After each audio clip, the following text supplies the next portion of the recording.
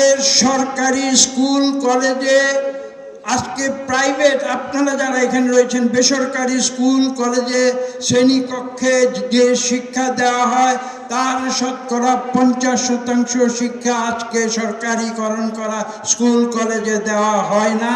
আপনি বাংলাদেশের যে কোনো নাগরিককে জিজ্ঞাসা করবেন, তারা সাক্ষ্য দেবে। সরকারি স্কুলের শিক্ষক শিক্ষিকারা ক্লাসে যান না, তারা ক্লাসের বাইরে তাদের নিজেদের কাজকর্ম করেন। আমাকে ক্ষমা করবেন, এটাই সত্য। এবং সম্প্রতি আমি গ্রামে চলাচল করি, প্রতিটি মানুষের মুখের কথা বলি, এই দেশের নাগরিকরা সরকারি প্রাইমারি স্কুলে কোনো বেতন ভাতা লাগে না, সেখানে তাদের সন্তান সন্ততিদের না পাঠিয়ে তারা পকেটের পয়সা খরচ করে কিন্ডারগার্টেন স্কুলে বা প্রাইভেট স্কুলে তাদের ছেলে মেয়েদের পাঠিয়ে থাকে। তার অর্থ কি? দেশের মানুষ বেসরকারি শিক্ষক শিক্ষিকা এবং বেসরকারি স্কুল কলেজের উপর তাদের আস্থা রেখেছে। আমরা যদি শিক্ষিত জাতি হিসেবে নিজেকে গড়ে না তুলি, তাহলে কিন্তু বাংলাদেশ কোনোদিন বিশ্বের বুকে কোনো সম্মানজনক জাতি হিসাবে দাঁড়াতে পারবে না। আমি বলেছিলাম অতীতে, আজকে আবার বলি, আমেরিকার যুক্তরাষ্ট্র বিশ্বের সবচেয়ে শক্তিশালী দেশ।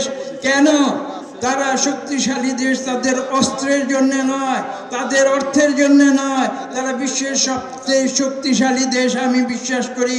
কারণ বিশ্বের যদি 100টি সর্বশ্রেষ্ঠ বিশ্ববিদ্যালয়ের তালিকা আপনারা করেন, তাহলে দেখবেন যে সেখানে 100টির মধ্যে 75টি শ্রেষ্ঠ বিশ্ববিদ্যালয় আমেরিকার যুক্তরাষ্ট্রে আছে।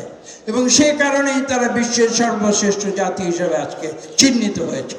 কাজেই বাংলাদেশকে সামনে এগিয়ে নিয়ে যেতে হলে ইনশাআল্লাহ আগামীতে জনগণ যদি আমাদের দেশ পরিচালনার দায়িত্ব দেয়, আমি বলি না দেশ শাসন করার দায়িত্ব, আমি বলি দেশ পরিচালনার দায়িত্ব যদি দেয়, তাহলে আমাদের নেতা, প্রিয় নেতা যিনি আজকে প্রধান অতিথি হিসেবে উপস্থিত রয়েছেন, তিনি যদি সরকার গঠন করেন, ইনশাআল্লাহ বাংলাদেশ, আমরা শিক্ষাকে এদেশের বিশ্বের বুকে একটি সর্বোচ্চ পর্যায়ে নিয়ে যাব।